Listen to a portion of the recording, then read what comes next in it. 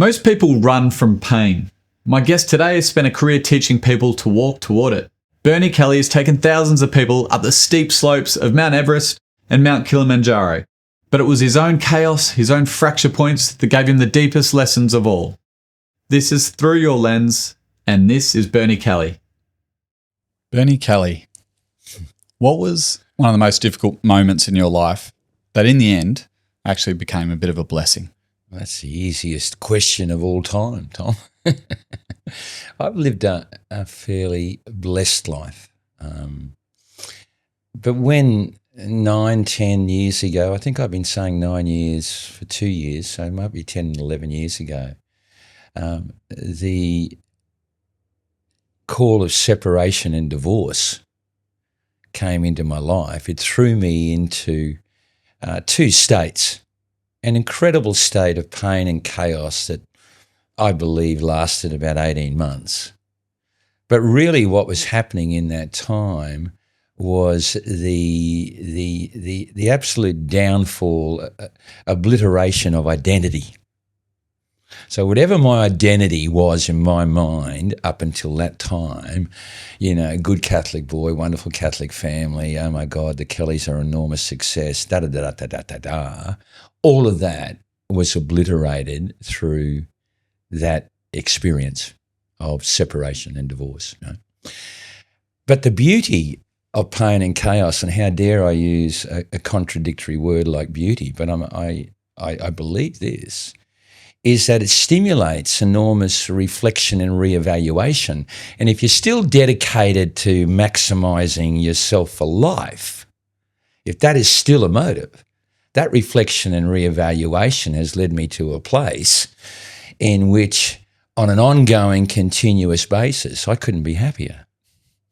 So never would I say that divorce has made me happy, but I will say this, that the pain and chaos of such a death, of such an experience, is a blessing, a blessed thing, because it can lead you to reflection and reevaluation, which can lead you to a greater awareness and an awakening of what's really important.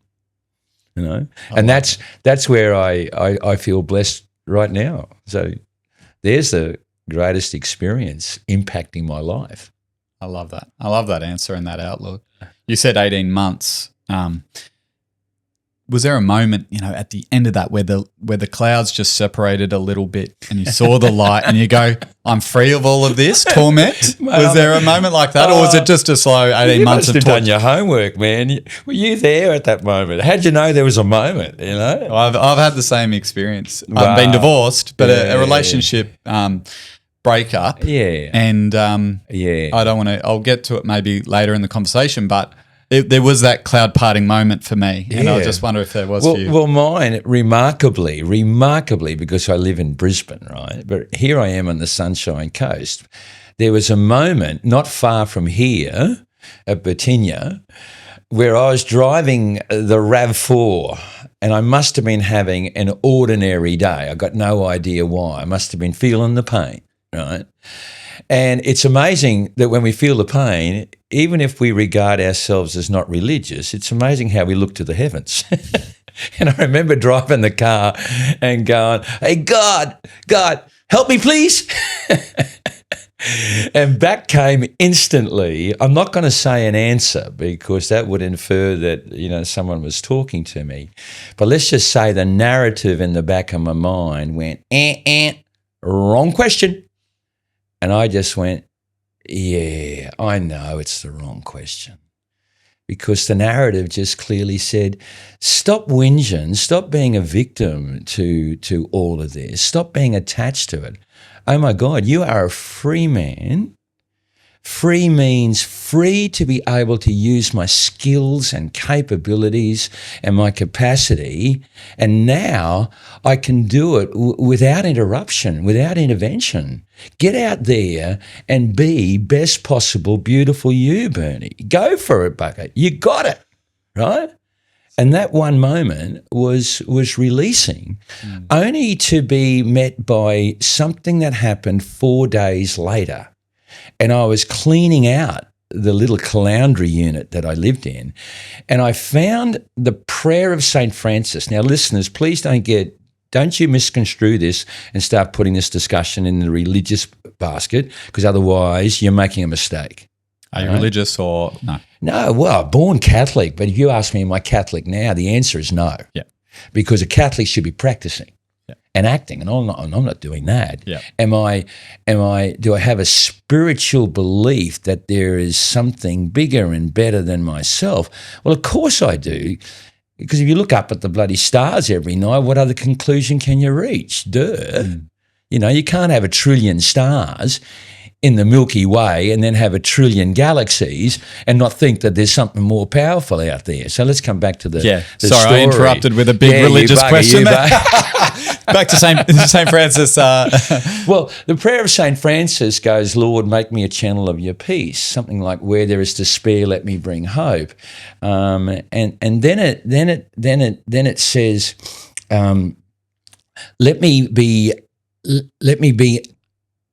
let me do the understanding rather than be understood. Let me do the loving rather than be loved. Right? And when I'm reading that, I'm going, oh, God, there is another example of the direction of life. Don't ask what I need. Get out there and do the loving. Get out there, do the understanding. Get out there, do the accepting. Get out there and bring the hope. Get out there and give it. And it comes back to you a million times, you know. So both the RAV4, oh my God, help me, please stop feeling sorry for yourself. Get out there and give it, Bernie. Give your skills, you know. And here the prayer of St. Francis pops up 4 days later and says the same message. Yeah. You know. Yeah. And I can share with you that in that week, those 2 moments, life shifted to a place where I can't imagine being happier. Yeah. And do you find in that moment you made a decision? Did you find that that's the way I'm going to live my life now? Now I understand and have that awareness. And tell me what happened next. How did you live your life after that? Well, you got to ask you, what did it lead me to conclude? Was there a mantra? Did a vision of possibilities start to arise? And the answer is yes. And, you know, I mentioned before, if you want to maximize your life, what is the direction, the pathway that you start to believe takes you to that point where your life can be maximized? Well, mine was simple. You know, love is all there is. The rest is window dressing. The rest has been, you know, the programmed and conditioned bullshit that we've taken on over time, thinking that success is, you know, 7-figure bank accounts, the building of empires, the materialization in our homes, the competition with people beside us. And so we go on taking on all of that stuff that only creates stresses and strains, when at the same time we have the capacity already to be unattached. I didn't say devalue it. I didn't say not value some of it, because if you don't value it, you're going to finish up homeless in this world. So a value on it rather than being attached to it are 2 different things. Right? But in that valuing of it, you can still live a modified existence in which you can be the blessed, peaceful, calm, serene, happy individual if you are awakened and aware and unattached to so much of the stuff that we buy into. Now, it probably needs a bit more explanation as to how that happens, but if any listener out there can understand the observing mind, the mind that is not collecting all the data, all the memories, the mind that is not putting together who your identity is. I'm not talking about that mind. I'm talking about the one that allows you to have a perspective on things. I'm talking about the one that allows you to observe your pains. Oh, my God, I'm in pain at the moment. It's the mind that actually separates you from being your thoughts, your identity, all that collective data. All those memories since you were a baby. All those labels. All those labels. You got it. Thank you for the good one in there. All those titles. Right. Yeah. That mind there, that's gold. That is gold. Yeah. Have I made sense to you? You have. But what about the listeners out? Well, buggers. I want to. Now the listeners have experienced a bit of Bernie Kelly and going, "Who is this guy?" I want to provide a little bit of context as to how you're sitting in this couch right now. So I walked into my local cafe, had the laptop out, coffee in hand, just doing a bit of work. And I'm always a little bit, looking around the cafe and seeing who's there and what's going on. I see you on a large table with some young people. And then more filtered in and then a few more and the table filled up and I'm like, what's going on? I wonder who this guy is. What's he doing? And then you left the table and you just sat next to me on a table next to me. And I saw you had this book called Awareness by Anthony DeMello, I believe, which I've read. And I know what it's all about. We can get into that a little bit later, but I thought, interesting. Who is this guy? What's he going? And you had this energy about you, which was definitely positive. It was clearly positive and upbeat, and you were smiling and you were introducing yourself to people, and you were very noticeable in the room. And I just thought, what is going on here? And we got talking, and we're just on the same page. And when I meet people like that, I just often wonder, how do you cultivate that energy? And did that sort of positiveness, you've clearly got that aliveness and energy which brings hope and joy and all of that. Did that come 12 years ago on the dot, or did you always have that? Or how do you cultivate that every day? Or is that just you? Is that just Bernie? Must be a bit of genetic karma. I don't know what it is. Call it what you may, dear people. There must be a little bit of that, but somehow I got no idea. Right from day one, I was a curious bugger. If the primary school teacher gave me a maths assignment, I'd probably do it on Mother Teresa, Martin Luther King, Nelson Mandela. I was just curious what made people great. Now, maybe in my childhood foundation, there was built an urge to be someone, or and maybe that's not even healthy. This is achievement orientated. This is becoming orientated. All as I know is it always led me to a curiosity, and I'm going to throw this one in. I think it led me therefore to a boldness. And when I use the word bold is have a crack, have a go. If you've got the goal, what's stopping you? An example was at some stage, as a young man, I'm talking about in my 20s, the health and fitness industry, to which I had an entry degree called a Human Movement Studies degree from the University of Queensland, the health and fitness industry gave me the management of gyms at a very young age, right?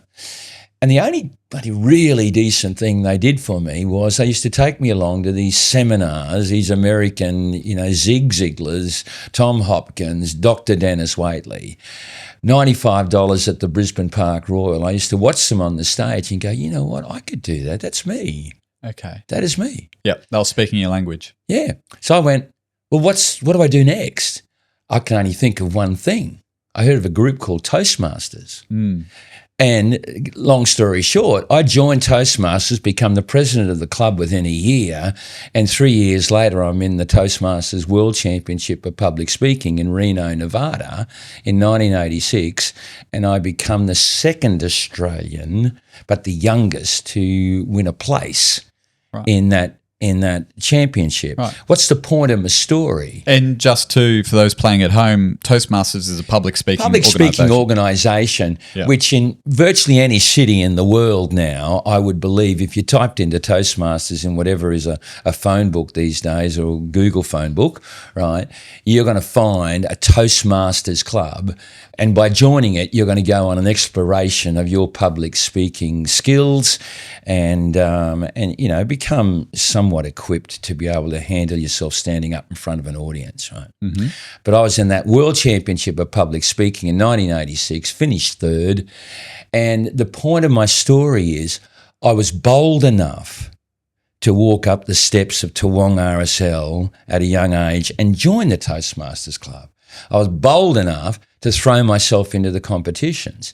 I was bold enough to have to rip up my winning, what turned out to be my winning speech 3 days before I was supposed to deliver it in Ashburton, New Zealand, because I wanted not to win the competition. What I wanted to do more was to speak on the topic, the subject of what I was speaking about. Speaking about that subject was more important than winning. Which was? Oh, but Muddy, we'll put that. Don't go there. Don't go there? Don't go there. Yeah. Let me just say, it was so profound and so potent that 7 judges out of 9 gave me first place. The other 2 disqualified me. All right. Okay. Right. And I'm Bit polarising. Well, it was because we were told in Toastmasters, no religion, no politics, no acting. I did all 3. Okay. Because I wanted to communicate. Yep. I was on an exploration of how to communicate. Yep. And I found a topic and I created this 7-minute speech about this topic that really penetrated. I was bold enough to go on that journey. Yep. I wanted people to hear, to step into the unknown is one of your greatest challenges. You got to have the guts and the courage to step into the unknown, because I promise you, you'll think you'll fall. You won't. You'll learn to fly. You know what I'm always amazed about with this discussion is that when you're saying those things, have a go, be courageous, be bold, I feel like you're speaking to a high school student. That's the first place I go. But you see 70-year-olds, you see 30-year-olds, you see 40-year-olds who are scared to step into it still. So it doesn't matter about the age. Like, that is true for everyone, right? Like, people who are avoiding the uncomfortable and don't want to go there. Well, Tom, it's more for the 30 and 40 and 50. Why? Because they've now got acquired fear. They've now got acquired doubt. Can I give you a silliest example of that? Absolutely. Only yesterday, I'm going to Nepal and India in a week, right? So I look for a house sitter because I've got 11 plants that want watering, right? And I don't want to come back and they're dead. Yeah.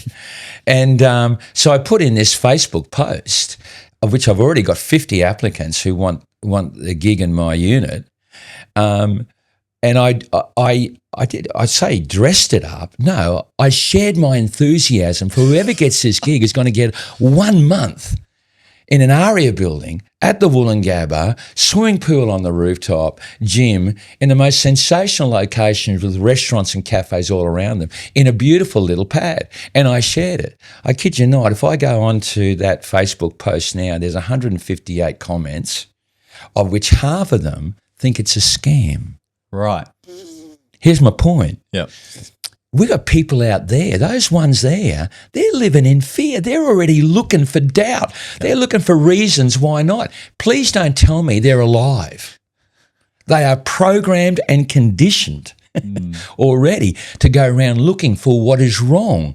What happens if you go looking for what's wrong? You find out what's wrong. What a stupid way to live, dear people. Right? Now, the other way you can say is dangerous because you could be scammed. I get that. But I am not going to sacrifice or compromise this one precious gift called life, walking around in fear, doubt and anxiety. And why would you, dear people? Unless you believe in reincarnation, you only got one chance. Yeah. You know? Yeah. Am I speaking bullshit or what here? No, what are you thinking, Tom? What are you thinking? I'm thinking, I don't know, this is the stupidest thing that just came up with me, but I completely agree. You can't have blinkers on 100%. You got to look out for what's dangerous out there in the world where possible, but otherwise you live without fear and go, no, I'm safe. It's going to be okay. I think that mantra is a good one for life. It's going to be okay. We've got cactus at home. We've got young children. And my parents, my in-laws, they're all saying, don't grow a cactus. It'll spike. The children will get spiked and all of this. Like, hang on. It's not going to grow legs and walk out and spike you. Why are we so scared of the cactus, which is in a garden? It's in a safe spot. There's one in their playroom, which has been there for years.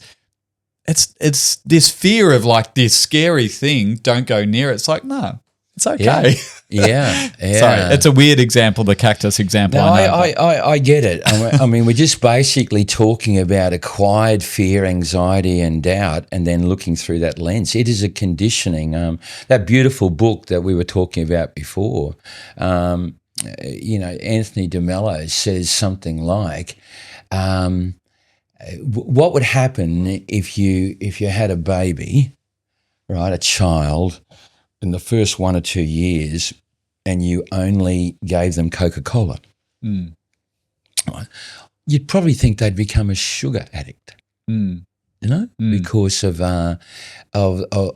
they'd become dependent upon that. But point is, they'd become an addict.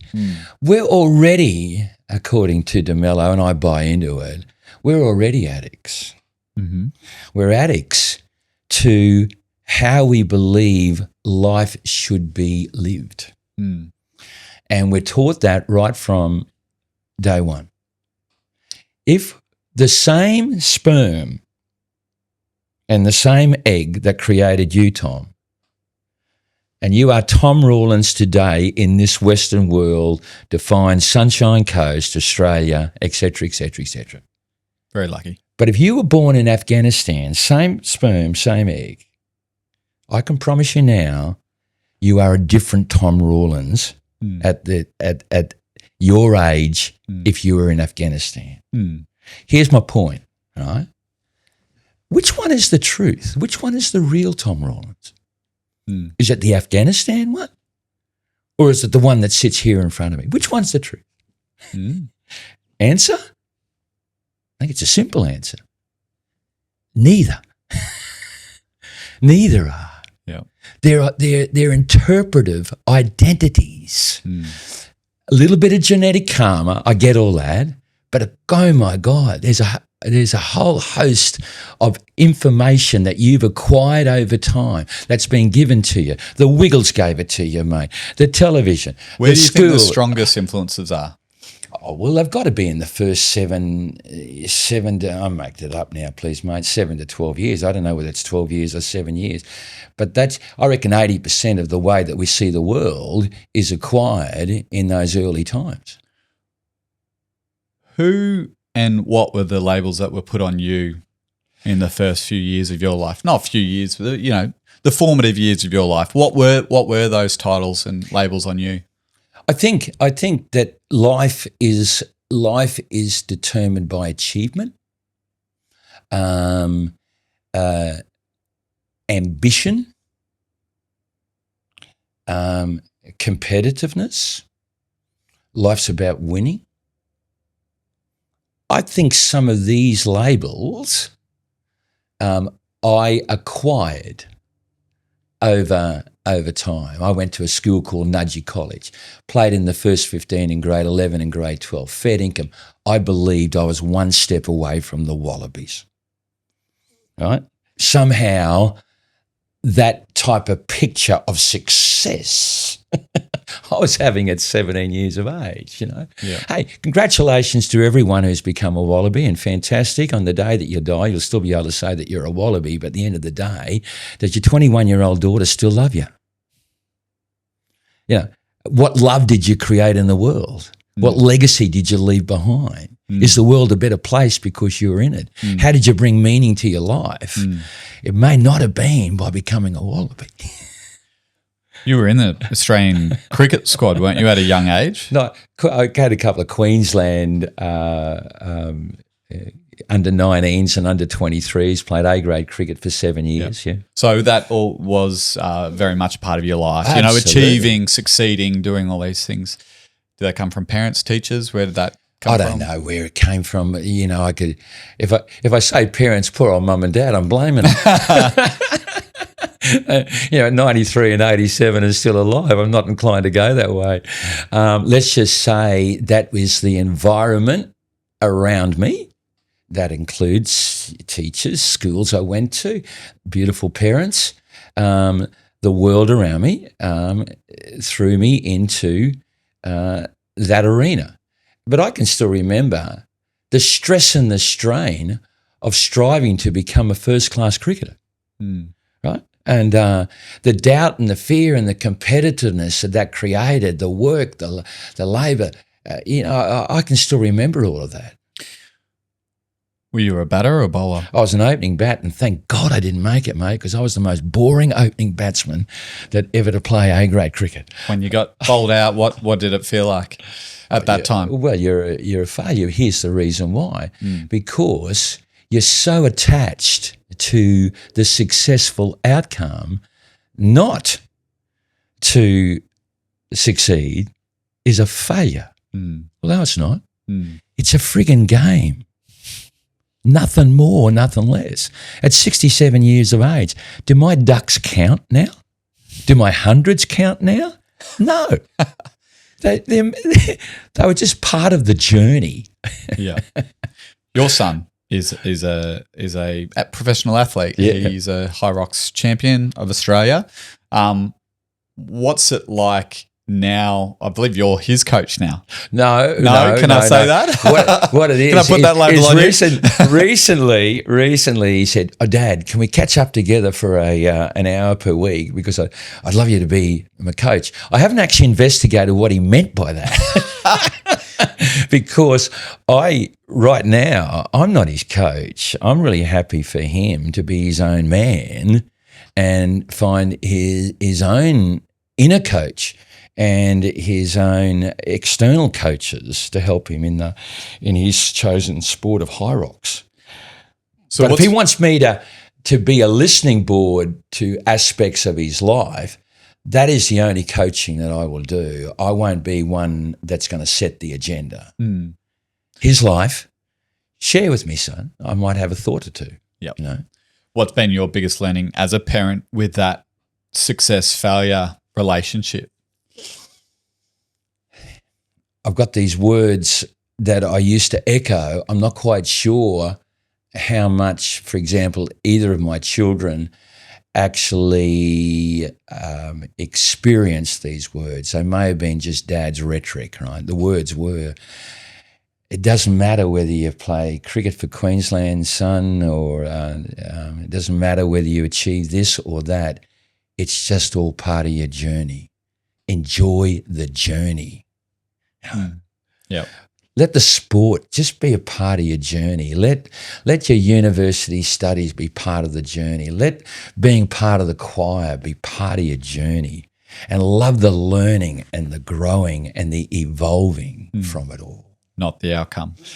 Well, you can have goals. But at the end of the day, here's something that I think is just beautiful. And if you don't mind, Tom, I'm going to explain what I'm about to say through a story, a really simple story. Is that okay? Yeah. All right. Let's just imagine two people walking towards Everest Base Camp. It's a 8-day trek from Lukla in the Nepal Himalayan foothills, a beautiful little township where you fly into, and then you start 8 days to get to Everest Base Camp, right? Two people, after day 2, one says to the other, "Why are you going to Everest Base Camp?" You know? And one goes, "Oh, I've been dreaming about this all my life." He said, "This is my moment. I've always wanted to get to Everest Base Camp. It's been a goal of mine. And, it'll be such an achievement if I can get there. And it's been on my bucket list." And the other person then turns to the other and says, "Why are you going?" "Oh, it's interesting. I'm just going because I want to experience the power of nature.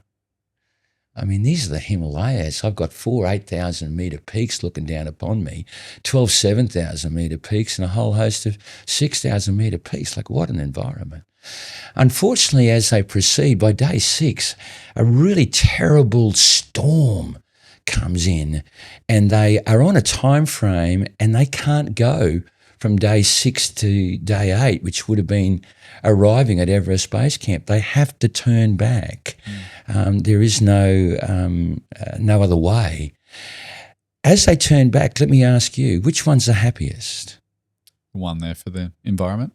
Yeah. Because that person there was values driven. Wasn't goal driven. The other one was driven by, I need to make this because this has been part of my success paradigm all my life, and I want to tick it off because, that'll look good on my resume. I'm making it up, Tom. Yeah. Right? But the other one has the same outcome, is looking for the same outcome. But in fact, because they are values driven, they're doing it because they want to seek nature. They're doing it because they want to be with nature. They want to connectedness. Could even be a spiritual value. They still get the happiness. They still get the residue value from it. Right? So I want to say to people out there, your goals are important, but make sure your goals are a full extension of your values, because even if you don't make the goal, because it's values-centered, values-driven, you're still going to get a lot of joy and happiness and value, a different definition there, out of the experience. Yeah, that's what I'd say to my son right now. Yeah, you know, are you living the essence of you, and is winning high rocks an extension of those values? If it is, boy, you got a mighty force that's driving you forward. Yeah. It's what jumps out at me there as well is that, like, how great and enjoyable is something without expectation. You just, whatever comes is that, is great. You can release all that expectation. I really hope to reach Everest, versus I'm just here to experience it and enjoy the ride. Yeah. Speaking of which, you've been to Everest and climbed Mount Kilimanjaro many, many times. You've ticked that off, 15 times? 15 times up, Killy. Yeah. I shouldn't say tick that off because you've experienced 15 times. Well, at the start it would have been a tick off because anything that I'm espousing here now to our dear listeners here, please don't misconstrue this. I can only say what I'm saying because of my journey. Right. So if I can tell you now, the first time I wanted to do Kilimanjaro, it was a dead set goal because I wasn't aware of another way of approaching it. Why? Why did you go to Kilimanjaro? Well, and why do you keep going back?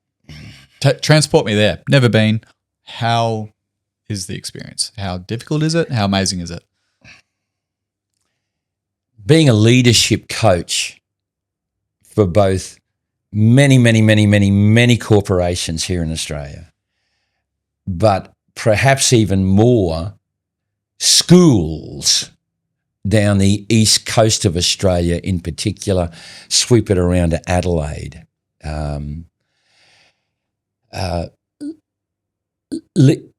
Leadership development to me comes from profound experiences are really helpful in creating awareness, alertness, and revealing principles and values that can be helpful in the belief of your own capacities, right?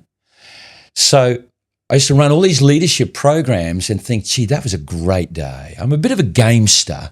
I'm process-driven, workshop-driven, always interaction. I led people to discover for themselves, right? But I used to say, what a pity we've had such a great day and now I'm saying goodbye. Will I see you again? What do I offer as part of my ongoing journey? Long story short, through a great mate of mine, Screw Turner, who is the CEO of Flight Centre, came to me one day and he said, here's my bucket list. Can you and your team take my flight centre executive team up Kilimanjaro. I said, yeah, sure we can. We do that all the time, Screw. And so we did. And let's just say that out of that came the recognition that I could offer all of my clients the opportunity to climb Kilimanjaro. What was interesting, that was the initial focus. But as I went over there, I started to develop all these relationships with sensational communities over there. I'd still advertise climbing Kilimanjaro. Oh, and by the way, you're also going to visit the biggest slum in Africa. You're going to meet the kids that live in those slums. By the way, you're going to run an athletics carnival for 4 primary schools at the foot of Kilimanjaro. And people go, oh, that sounds really, really great. Can't wait to do Kilimanjaro. Almost to a T, every person that went over there would come back and go, wow, Kili was fantastic. What a journey. But the best thing was being with the communities of people. They loved the people stuff. What do you see transform in them? Yeah, because, well, you got some questions to answer. For example, how come you can come across so many poor people over there, yet they're so happy? Well, it's pretty simple. Why? Because they rely on other people. It's community over there. Let's be honest, sometimes in our Western world, we don't even know who our neighbour is. And maybe we had a fight with them like a year ago, so we don't talk to them anymore. Over there in Kibera in Africa, right, their baby, I can go into Mama and go, Mama, where's your baba? Where's the chook? I met the chook last year. Where's your baba? And she says, I do not know. And I say, why? Where? Someone looking after baba. No worry, because tomorrow I look after their children. Wow. Right? You know, and so the people live in the now with each other, helping each other to survive on a day-to-day basis. But in the process of that, find a joy in each other, with each other, through each other. There's something to learn for our elite kids that I was taking from GPS private schools. I'm making this up. There are many other schools as well in Australia. Because they're scratching their head and saying, you're happier than me. Yeah. It's not ticking off the boxes that I subscribe to being happy. Is that what they're saying? Well, yeah, because their paradigm that they've already been programmed and conditioned to, and I'm not saying ignore it, but his happiness is related to who are you becoming, what success are you striving for, have you got the right OP scores or academic scores in order to get into university, and are you going to get a car by the age of 18? Right? That's there. And boy, if I get the car at age 8 and someone else hasn't, well, I'm picking you up because guess what? I look real good. Yeah, it's competition. You keep going back to Nepal, to India. Is it to see these people? Is it to experience their culture? Do you just love traveling? Like, what are these experiences like, and why do you keep going back? And can I come? Tom, Nepal and India are the same metaphor for growth opportunity as is me sitting in that coffee shop reading the book. What I'm trying to say there is these are activities that are an extension of my values. And when I live my values, and that's always a challenge for anyone, don't anybody out there tell me you are living your values 100%. If I ask you what your values are, you give me the glorified version. Right? That's the reality. However, are you living them 80%? Are you getting closer to them tomorrow as you are today? Because the closer you get to them, you then become the authentic, real, solid who you are, who you believe you're meant to be. And that is evolving and shifting as well. So your values can evolve and shift, right? But the reading of the book and going to Nepal and India, doing a retreat with Mingyur Rinpoche in Nepal, climbing a mountain, doing the treks, that's just all an extension of my values which keep me on the pathway. The pathway, what's the pathway? The pathway is a road that keeps on bringing me joy on a sustainable, from within basis. Do you call that fulfillment? Well, what would you call it, mate? I'm pretty bloody contented by it, you know? Hey? And here's my... What is that feeling like? You know, do you feel fulfilled right now? I feel enormously fulfilled and contented. Please don't misconstrue this. It doesn't mean that all that programming, conditioning of past 67 years, it hasn't been eroded. It's never going to be eroded. It's never going to be eliminated. I suppose in theory, the path to enlightenment, if you ever reached enlightenment, whatever the friggin' hell that is, isn't that a funny word to say, friggin' hell, and in enlightenment in the same breath. Whatever is that outcome, maybe then that programming conditioning has disappeared. I'm not interested in that. I'm interested in the pathway. Yeah. I'm not interested in the outcome. Yeah. I'm interested in the pathway because that way I can still remain human being and actually in a process like this podcast actually be a sharer with other people. I can do that through my own podcast. I can do it through the writing of my book.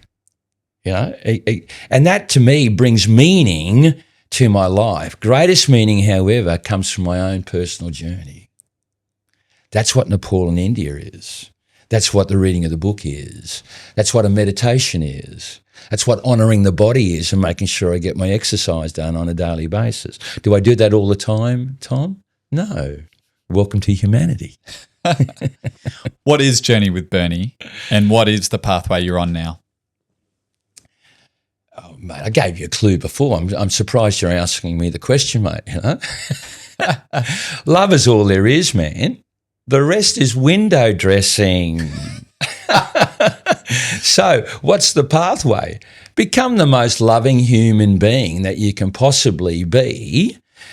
That is coming from within you by the way that you see yourself, life, and people. All people. Are some of them going to let you down, dear listeners? Absolutely they are. Welcome to humanity. Stop fearing it. What are you expecting? You're going to be let down.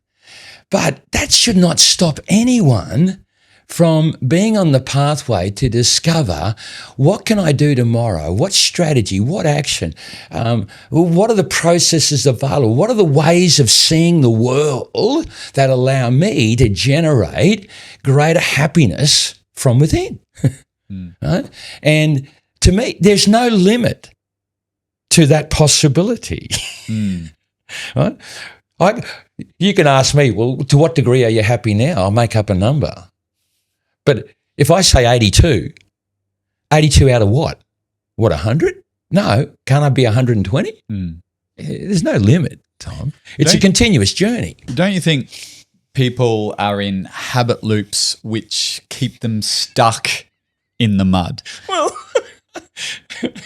and where do they start to get to that point, you know? Well, you're making me laugh because that's all we've been talking about. We just haven't called them habit loops. Isn't that the same thing as programmed and conditioning? Right? Absolutely. But where do how do they get out of it? How do they get out of that? Well, how did I get out of it, Tom?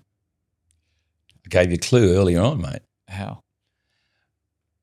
I got jabbed, man. So you got to wait till that moment?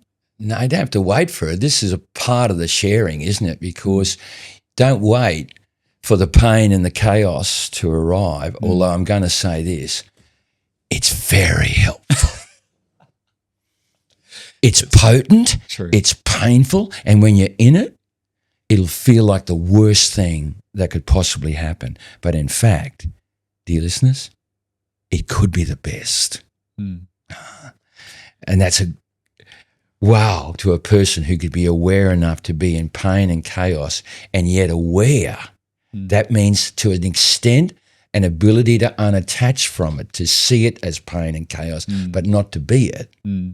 But in that moment there, you can become aware of it, and it can be a catalyst for greater discovery, reflection, reevaluation, and therefore realization. It's very, very helpful. And once you're on the pathway, Tom, once you see the possibilities, here's my belief. Where are you going to turn to? Where else are you going to go? But if you're on a pathway towards becoming a happier, more joyful, loving human being, and you're learning each day, each week, each month, and you're doing activities that just enlighten you to that possibility, what are you going to turn to the dark side? Well, how stupid would that be? I love that. What do you love about it? I love that you've reminded me that I went through the exact same thing many years ago, relationship breakup, 18 months or something like that of just turmoil and like, shit, this sucks, life sucks, and we'll get you a water, by the way.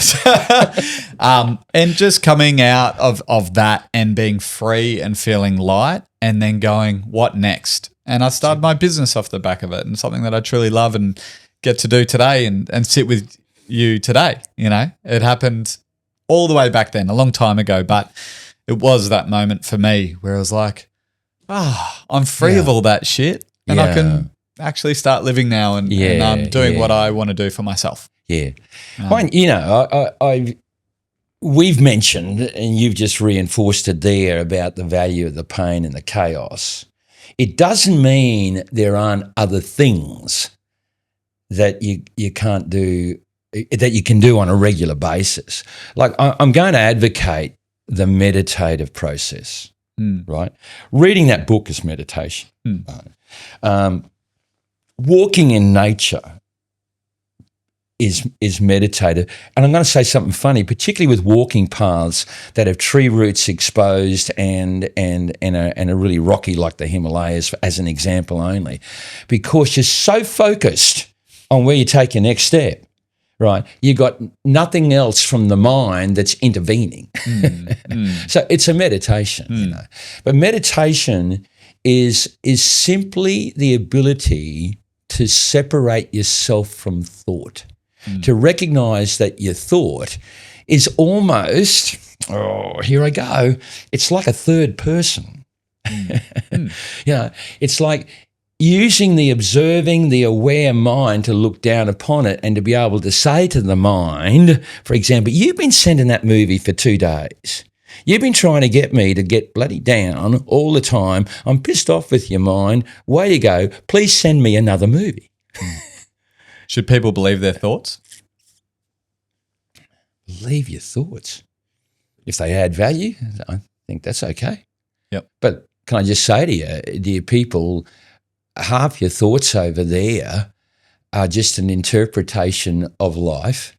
Your mind, another organ of the body, has accumulated all of that data, those memories from the moment of birth, the foundations and the environment that's all around you. You've accumulated all of that, and that mind of yours sends you collective thoughts from all of that stuff, and it's just an interpretation of all that's been before you, right? Therefore, you do not have to assume that defines you. Huh? In a meditative state, you know, when you get that couple of moments where you are free from thought, if you can be in touch with that moment, I would challenge you to tell me of a moment in which you are more at peace, more calm, and somehow, and thank you, Chad Foreman, the Buddhist monk who I interviewed in my podcast, where he said, in that state of stillness, that's where you discover that love is the fragrance of stillness. I like that. It's been a ripper for me, that one, that there, because Love is a fragrance of of stillness. stillness or emptiness, right? He actually said the word emptiness. But really what it's saying is, in the uncluttered mind, in the undistracted life, how many distractions have we got going around us all the freaking time that we're buying into? But in that undistracted life, uncluttered mind, who are you? Who are you? Mm. Well, I know it sounds, we run the risk here of getting into the weirdo stakes. But if I said your stillness and your emptiness, a sea or an ocean of incredible potential, of incredible possibilities, but in that space, you are stillness, you are quietness, you are calm, you are peace, you are love. You've already got it, dear people. Half the battle of life, in Bernie's opinion, maybe Bernie's opinion only, no, it's not, I've read too many books. Too many authors are feeding me, right? The battle of life is not to find. The battle of life is to get rid of. It's to unlearn the stuff that the Western evolving Homo sapien world over 250,000 or million years, I've forgotten what it is. Long time. Right. We have evolved into where we are today, and we buy into every bit of it. Am I saying that some parts of it don't add value? No, they do. They do. But search, please, for the modified existence. Know when enough is enough. The people who want more, I've got bad news for you. You're not going to ever let go of the disease. Those who want more will always want more. And so it just keeps on growing until you get it all breaks down. And it will break down. And when it breaks down, there's going to be a lesson. You're going to say, why did I live that life? You know? At the end of the day, forgive me, my mum and dad, 93, 87, they're not too far away from entering into another world, When one of them passes, they're not going to be taking the house. They're not going to be taking the car. They're going to be taking the same thing that they entered into life with. That's it, right? And in between, they had a life. Well, at the moment of passing, you have a chance then to look back and say, well, what was all that about? Wasn't it great that I spent all that time working, accumulating 7-figure bank accounts, and oh my God, look at the beautiful house that I've got. Look at all the countries that I visited. Look at I did all of this, and I saved enough money for a beautiful, wonderful education of children. I drove a Mercedes-Benz, and was I happy? Was I happy? Did I enjoy my life? Did I leave a legacy that made the world I touch a better place? Did I bring meaning to my own life? They should read Top 5 Regrets of the Dying by Bronnie Ware. Bronnie, gee, I hope you listen to this, because thank you. The Top 5 Regrets of the Dying, a true story of a palliative care nurse looking after 100 patients. And these top 5 regrets is what those 100 patients said 3 months out from death. It should They be must called, have wanted more Mercedes-Benzes or more money. Mate, they just say things like, I wish I hadn't worked as much. They just say, I wish I had done all the things that I promised myself that I must do but never got around to doing. I wish I'd spent more time with friends building community. I wish I'd spent more time understanding and creating greater love for myself. The top 5 regrets of the dying should be called the top 5 things that we have to do while we're living. And, that's there are opportunities that are available if we become aware. Moment we're awakened and aware as to that possibilities is the moment that we can shift things. I love that. So many pearls of wisdom today, Bernie. I'll let you go soon because I know you've got a coffee with your son soon. Are there any more experiences you've done, Kilimanjaro, you've built schools in Nepal, you've had all these amazing experiences and you continue to. Are there any other experiences you want to squeeze out of life before you move on to the next world? Well, I'm about to put $100,000 into an account. I'll just get my BSB. No, sorry. Whose account? Into an account. Because I don't care how old I am, but I've got to see my existence from space. Right. Now, at the moment, it costs $1 million if you go on a Branson thing or whatever, $500,000. I'm just counting on 10 years from now, I reckon it might be cheaper. And I'm going to put the money aside, let it grow, because 10 years from now, I'll be 77, I don't care. I just want to see our existence, but from a different perspective. Mm.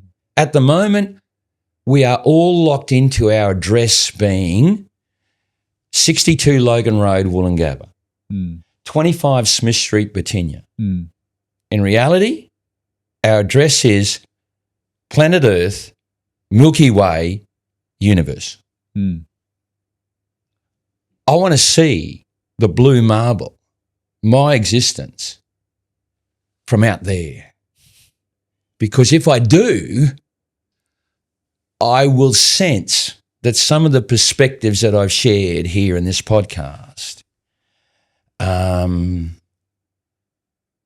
know their validity from there.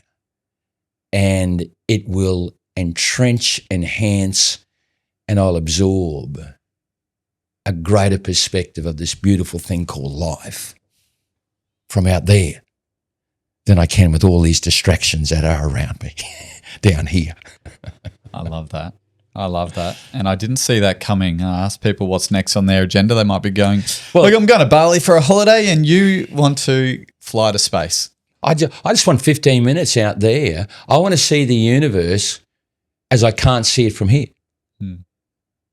It's 100,000. I'm making it. I don't know what it will cost. I don't know whether I'll ever have enough money to do it.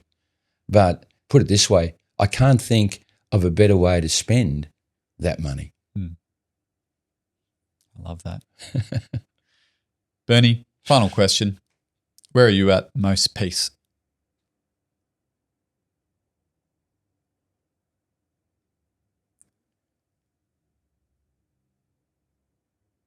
In the meditative moment, and I go to my coffee shop every day, Hello Brown Dog Cafe.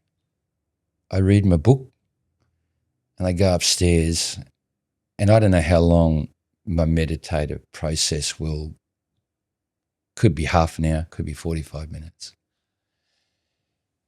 But I could equally find that peace on day 6 of the Everest Base Camp trek on the corner that leads to Dingboche, looking up at Everest and saying, you've been watching people go around this corner for 250 million years, I think it is. And I'm just one of them.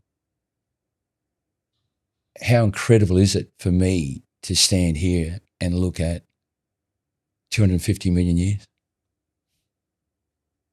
and to know that's been built by nature. I'm just an animal of nature. And so is there some connectedness between it? Like, that's just awe inspiring. On that note, I say to all my people who do the treks, right, please don't start each day looking forward to getting to the destination. I just say, please, know why you're here. Take as long as you want today. Stop as much as you want. The purpose of today is not to trek to Tangboche. Purpose of today is to absorb what's around you. Because if you don't do that, please go back to Sydney and go for a walk around Sydney City because you'll get the same energy experience there as you will being driven by a destination. But you won't get in Sydney the experience of the power of that nature that you're sharing that environment with. So there are many places that I can experience a peace, but there's two of them, meditative process and looking at an Everest. Bernie, thank you so much for coming into the studio today. And I'm very glad that we had that chat and connected in a coffee shop only a couple of weeks ago, or last week, was it? Well, isn't that a story in itself, like a message in itself to when two people are living to some degree a spirit of joy and happiness where you connect because you're unafraid of people. So you can connect. It's easy to say hello, Yeah. And then in that process, we actually spontaneously found a common ground, and here we are. And to our listeners, I just want to say nothing that what I've said today is meant to be a thrust down, your throat, your mind. It is just a sharing. It is just one man who has equity with you on his pathway, just sharing a perspective. That's all it is. And that's the best way. And you do it so well, Bernie. You don't shove advice down anyone's throat, and you are just sharing. Mate, if I do, because I know I know people say, where do you get your enthusiasm from? And so if I'm too over enthusiastic for you, dear listeners, I won't apologise, but I'm sorry for your experience. Bernie, nothing hits a cutting room floor. It's all going out there into the world, and everyone will get to experience this awesome conversation. All right, good on you, Tom. Thank you so much for coming in. Hey everyone, thanks for watching the show. This podcast is truly a passion project for me and the small but awesome team behind the scenes. We pour our hearts into bringing you these honest and insightful conversations. But I can't tell you how much it helps when you hit that follow or subscribe button. The show gets bigger, which means we can expand the production and we can continue to bring in amazing guests from all walks of life. Please help us to do this thing that we love and hit that follow or subscribe button. We appreciate you being here. Thank you.